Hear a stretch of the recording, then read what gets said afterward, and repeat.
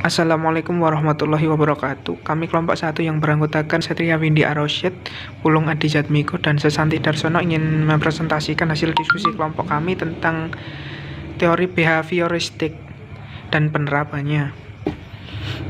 Nah, yang pertama ialah tujuan pembelajaran. Setelah menonton video, penonton diharapkan bisa memahami teori behavioristik dan penerapannya. Nah, yang perlu kita ketahui itu ialah apa sih itu teori behaviorisme?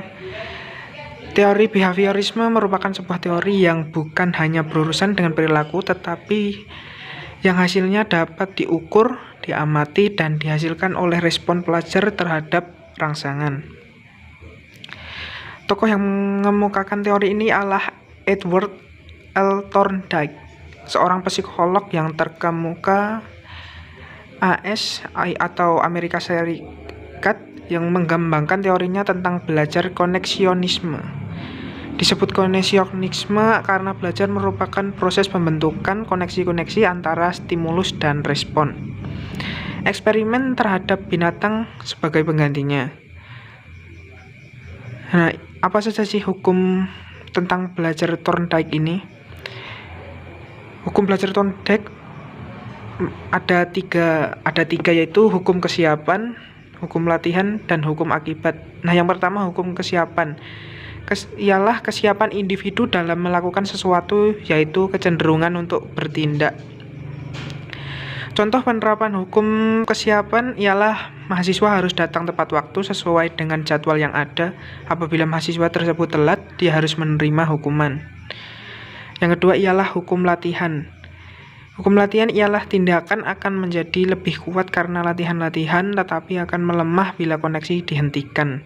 Contoh penerapan hukum latihan ini ialah dalam jurusan IT ada beberapa mata kuliah yang saling berhubungan setiap semesternya, maka harus merecall mata kuliah sebelumnya agar tidak lupa.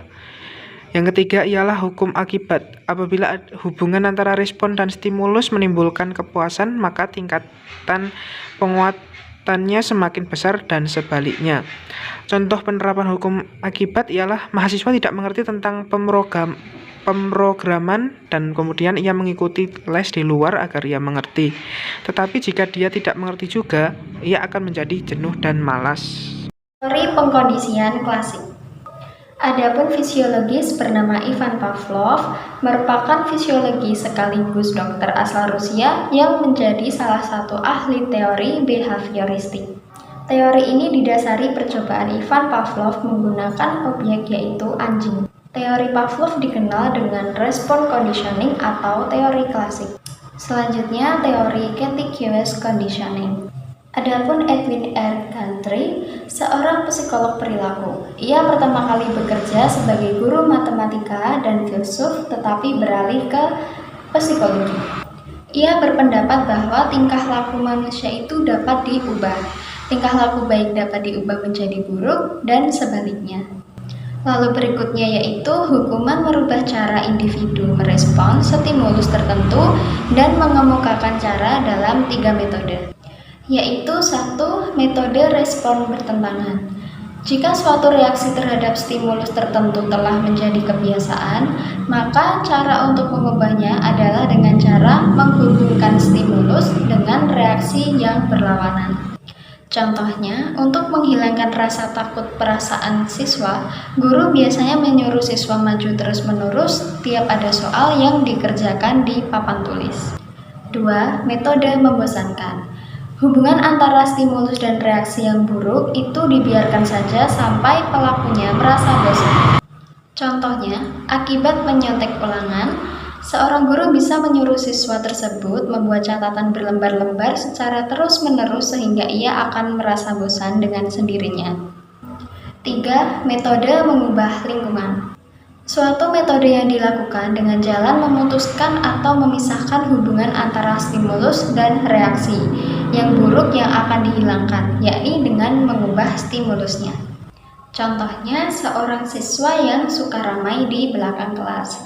Untuk menghentikan kebiasaan ramai siswa tersebut, guru dapat memindahkan tempat duduknya. Selanjutnya adalah teori operan conditioning.